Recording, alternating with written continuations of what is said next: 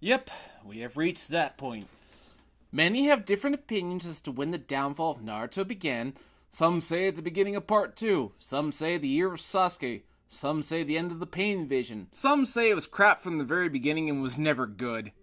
Now, I can respect all of those opinions, even if some of them are dead wrong. But I don't hate on the series because I want to hate it. I don't hate it because I need something to rant about. This was the first manga I ever read in serial release, and I really wanted it to be good. I had hoped that Naruto would recapture the magic it once had, but unfortunately as time went on, I lost my patience. And for me, the seeds for the end began with this arc, the Kage Summit Arc. This is the arc where everything goes wrong. Also, before we begin, I feel a bit of behind-the-scenes information is necessary. You see, I credit most of Naruto's early success not entirely to Kishimoto, but to his original editor, Sosuke Yahagi, who seems like he was the real creative force behind Naruto, because without him, well, Naruto wouldn't have been what it was. Editors in Shonen Jump are a very tricky thing. They can help you out immensely, or they can interfere in the creation of your story. Like how in the Cell Saga of Dragon Ball, the villains kept changing because Toriyama's editors didn't like the villains he already had, but that's another story. If I would say Toriyama and Kishimoto are similar in any way, is that they both need someone to reel them in for doing something too wacky. Like the Buu Saga in Dragon Ball, which was my least favorite arc of the series, and even that had its good moments. But back on topic, Yahagi left around the time of Sasuke vs. Itachi, and it can be assumed that he and Kishimoto had planned out the Pain Invasion arc in advance. But after this, Kishimoto had a new editor, whose name I can't find, and with a new editor comes a new direction, and if you've been paying attention to the title of these videos, it was not a good direction. From this moment on, we have what my friend and I like to call the Kishi way. 1G equals 30B plus 2A, U plus R. What do they mean? I'll tell you. G equals good, B equals bad, A equals asspull, U equals Uchiha, R equals Rinnegan. Basically, what it means is that for every one good chapter, you're going to get 30 bad ones with 2 asspulls per Sharingan or Rinnegan user. That's the Kishi way! To start off, Tsunade is in a coma because Kishimoto no doubt needed her out of the way so Danzo could make his move. Yeah, Danzo pretty much takes over as the main antagonist of this arc. So everyone's trying to pick a new Hokage while Tsunade is unconscious. They're going to pick Kakashi, but then Danzo convinces them to make him Hokage with just a 2-second speech. So basically what happens here is we get some more comparisons between Naruto and Sasuke. Naruto didn't understand Sasuke before because he didn't experience loss like Sasuke did, but now with Jiraiya's death, he understands. Unlike Sasuke, Naruto didn't take revenge, even though as I keep stressing, Sasuke didn't actually kill Itachi, Itachi just dropped dead. However, things get complicated since Sasuke attacked Killer Bee and abducted him. Danzo's first order of business is to kill Sasuke. Of course, Naruto and Sakura don't take the news well that Sasuke's gone rogue, and Sakura proceeds to regress wildly by crying about it. Nice going, Kishimoto. Before we begin, let's look at this color page. Dear Lord, Naruto, what is wrong with your arms? Kishimoto has his strengths as an artist, but perception is not one of them. Meanwhile, Madara tells Sasuke that Danzo is the one who gave the order to kill the Uchihas, so Sasuke decides to go kill him at the Kage meeting where he'll be heavily guarded. Makes total sense. Ugh, Sasuke. Anyway, Madara decides to stop being cautious and mentions his Moon's Eye plan. Oh god, no, not yet. Soon, though. Very soon. Then we finally get introductions to all of the other Kages, which has been a long time coming. And I do like them, even if the Mizukage is way too obsessed with finding a husband because, Kishimoto. Naruto lets himself get beat up so that they won't beat up Sasuke. Sai points out that Naruto has no reason to be doing this for Sasuke. And as much as I don't care for Sai, I kind of agree with him here. But I'll get into it at the end of the video. So Naruto mentions that he met the fourth, and Kakashi reveals that he knows he's his son. I do question when exactly Kakashi figured that out, if he always knew and kept quiet about it. But then again, I have a feeling Kishimoto really screwed up here. So whatever the case, on the way to the meeting, Danzo is attacked, and we find out that he has the Sharingan. Oh dear God, no, not again! Anyway, Naruto meets with the Raikage, who is Killer Bee's older brother named A. Get it? A? B? Oh boy. Not getting into that. But Naruto decides to do the opposite of what he should do, and cries and begs Raikage to not take revenge on Sasuke. When, if anything, if Naruto had just gone Sage Mode and broken a boulder, the Raikage probably would have listened to him. You're not making a strong showing for yourself, Naruto. Why, Kishimoto, why? So the Kages argue about what to do with Akatsuki. The rest of the kids decide that they're going to kill Sasuke so nobody else will want to take revenge. Makes total sense. Besides, I find it all completely laughable that you guys think you can kill Sasuke. He probably would have killed you all in one move. Ino cries for the guy despite the fact that she doesn't know him. Sakura decides to go talk to Naruto herself, which is the beginning of the end for her, but that's shipping talk. I'm not getting into that right now. Anyway, Zetsu decides to spill out that Sasuke is nearby, and Madara goes to talk with Naruto. Meanwhile, we get to see the samurai, who look really cool, but are utterly wasted. That's another Kishimoto equation. Give interesting world building, and then do absolutely nothing with it. Then a very confusing panel that implies that something is possessing Sasuke. Like, I still don't get what Kishimoto was going for with this. But then Sasuke starts killing people, so he's pretty much thrown away his whole never hurt innocent. So another step towards becoming evil, if he's not already there. Anyway, Raikage and Sasuke fight, and it's just another excuse for Sasuke to do more bullshit powers with his stupid MacGuffin that Kishimoto just decided on now. The equation is strong people. Jugo and Suigetsu decide to help and do absolutely no good whatsoever. You know, I'll just get my rant about these three characters out of the way. It's so incredibly obvious that Kishimoto wasn't very interested in them. Suigetsu is the only one who could have a character if only Kishimoto actually bothered. Meanwhile, Madara tells Naruto about the Curse of Hatred, which runs deep within Sasuke and how that is driving him. We get some backstory information on the Sage of Six Paths who had two sons. One was the ancestor of the Senju, and the other the Uchiha. The two brothers came to clash, and it's repeated throughout generations. Naruto and Sasuke are the next two to do this. Okay. Anyway, back to the fight. There's one glorious moment where Raikage slams Sasuke into the ground, and it's just beautiful. If only he died there. Anyway, Gar tries to reason with Sasuke, but Sasuke just gives a lame response that my only goal lies in the darkness, like an idiot. Then Sasuke activates his own Susanoo out of nowhere. People like to complain about Rey from the Star Wars sequels getting powers too easily, and I agree it's a problem. But it's also a big reason why I hate Sasuke, because he gets everything handed to him on a silver platter. Sasuke basically decides to leave Jugo and Suigetsu behind, which is odd. Remember when he fought a Team 7 when he was protecting these guys from Killer Bee? Although a bit of an art error was made, as it's Part 1 Naruto and Part 2 Sakura for some reason. But I digress. Sasuke is rescued by Madara, who then reveals what his plan is. Madara teleports Sasuke and Kara into another dimension because the Sharingan can do that now. That's it. No more holding back. The Sharingan in Part 1 was basically a tool used by ninjas to become more powerful. When they turned it on, that meant they meant business. But in Part 2, the Sharingan has basically become do whatever the hell I want power up. Whenever Kishimoto needs a new power, rather than inventing a new jutsu, just have the Sharingan do it. The equation, people! Remember the equation! Then Madara reveals that he wants to make the 10 Tails. Now, Kishimoto is absolutely making this up because in the original folktale of the 9-tailed beast, there was no 10 Tails. Kishimoto probably needed something to unite everybody. Basically, long story short, Madara is going to use the moon as a projector screen to broadcast his PowerPoint of Doom!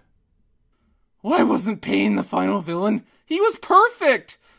Madara wants them to cooperate, they say no, so Madara decides to declare war. Which is odd. If you had just worked in secret, they would have never found out about it and would have never united to stop you.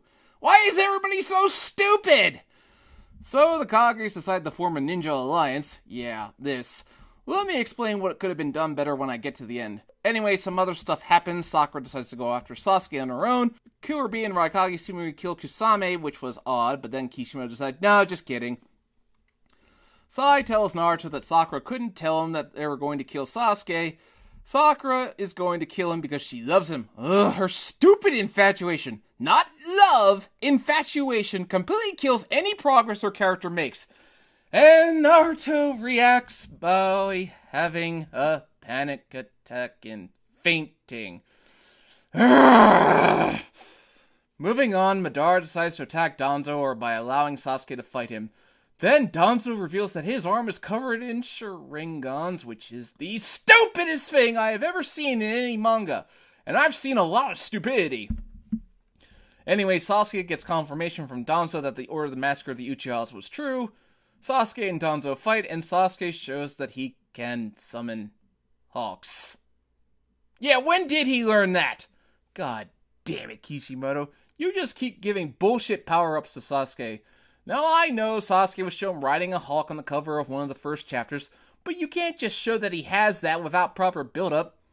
So Sasuke and Danzo continue fighting, and Sasuke pulls out an even more powerful Susanoo, and oh my god, why? Oh lord, I haven't even gotten to the war arc. I'm going to go insane when I get there. Anyway, Sasuke and Danzo stab each other, don't die because of bullshit healing powers. I didn't mention before, but it's really dumb that Karin's healing power requires the person in question to bite her arm. Like, what's up with that? Why couldn't it just be normal medical jutsu? Anyway, Danzo takes Karin hostage, and Sasuke... yeah, okay, that's it. I'm done. No more excuses, and I must admit I'm not a fan of Karin, but Sasuke's an irredeemable prick now. I don't want him to be redeemed. I want him to die horribly. Anyway, Madara orders Sasuke to kill Karin, and she flashes back to when Sasuke saved her, which is why she likes him. I'm struggling to figure out where this takes place exactly, but either way, it's a retcon. Anyway, Sakura shows up, she's planning to kill him, but she acts like she wants to go along with him. Sasuke tells her to kill Karin to prove it, but Sasuke tries to kill Sakura too, because one event of crossing the moral event horizon wasn't enough, he's gotta do it twice. But Kakashi shows up and stops him. Kakashi does show a bit of good writing here, as he takes responsibility for what's happening. He tries to reason with Sasuke, who... yeah, he won't stop until they bring back his clan and family. What a bitch. Also, Sasuke really wants to kill Kakashi. Not sure when he ever had that inkling, but okay. I do like Kakashi's way of rationalizing it, that he still cares for Sasuke in spite of how far he's fallen. Naruto flashes back to how Itachi told him that Sasuke is a blank canvas that can be filled with any color, which roughly translates to, he'll fill whatever role the author will need him to do. Sakura tries to kill Sasuke again, but fails because, oh my god, I swear every panel this arc just gets worse and worse. What is it about Sasuke that causes Sakura to lose all ability to think like a rational human being? What does she see in this asshole? Sasuke tries to kill Sakura again because, yeah, hooray for cruelty! But Naruto arrives and saves the day, so now Naruto and Sasuke finally confront each other. Naruto tries to tell Sasuke he understands, only for Sasuke to continue acting like a little bitch. Sakura actually defends Naruto, which is like, finally, it doesn't make up for how stupid she is around Sasuke, but it's a start. Sasuke claims it feels good to be a murdering psychopath.